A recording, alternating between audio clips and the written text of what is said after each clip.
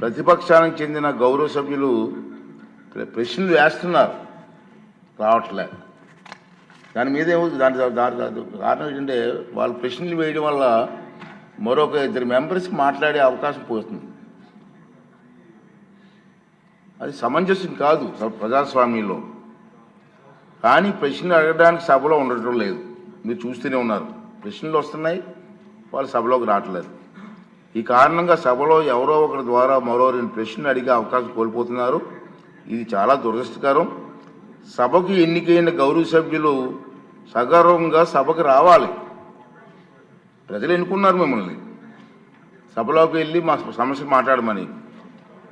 సభకు రావాలి. ఎవరికీ కనిపించకుండా వచ్చి సభ్యులు హాజరు పట్టికలో సంతకాలు చేసి వెళ్ళిపోతున్నారండి, దొంగలలాగా వచ్చి. మీరు గౌరవ సభ్యులే, ప్రజలు ఎన్నుకున్నారు, మీరు ఎమ్మెల్యేస్. దొంగలలాగా వచ్చి సంతకాలు పెట్టవలసిన అవసరం ఇచ్చింది కర్మ. ఒకసారి ఎమ్మెల్యేగా గౌరవప్రదమైన దీంట్లో ఉండి హాజరు పట్టికలో సంతకం చేసి సభకు ఆ మొహం చాటేయడం వారికి గౌరవాన్ని తగ్గించిందే తప్ప పెంచదని చెప్పి నా తాలూకు అభిప్రాయం.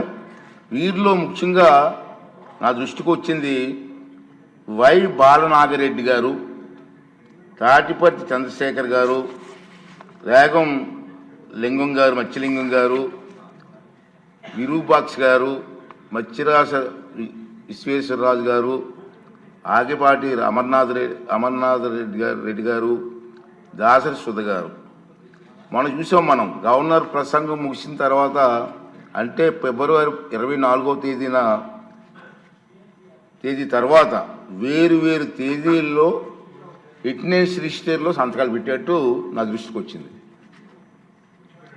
అంత దొంగచాటును వచ్చి ఒక దొంగల మాదిరిగా సంతకాలు పెట్టవలసిన అవసరం లేదు. కానీ వారు ఎవరు కూడా నాకు సభలో కనిపించలేదు. సంతకాలు ఉన్నాయి కానీ సభలో కనిపించారండి మీకు ఎవరికన్నా? నాకైతే కనిపించలేదు. ఇది ఎంతవరకు సమంజసం వారే నిర్ణయించుకోవాలి. మనల్ని ఎన్నుకున్న ప్రజలు మనం ఆదర్శంగా నిలవాలి తప్ప ప్రజలకి, మీకు ఓట్లు వేసిన ప్రజలకి తలవంపులు తెచ్చేలే ప్రవర్తించకూడదని చెప్పి నా అభిప్రాయం. ఈ సభ ముందు పెట్టాలని చెప్పి నేను ఈ 2 విషయాలు మీకు తెలియజేస్తున్నానండి.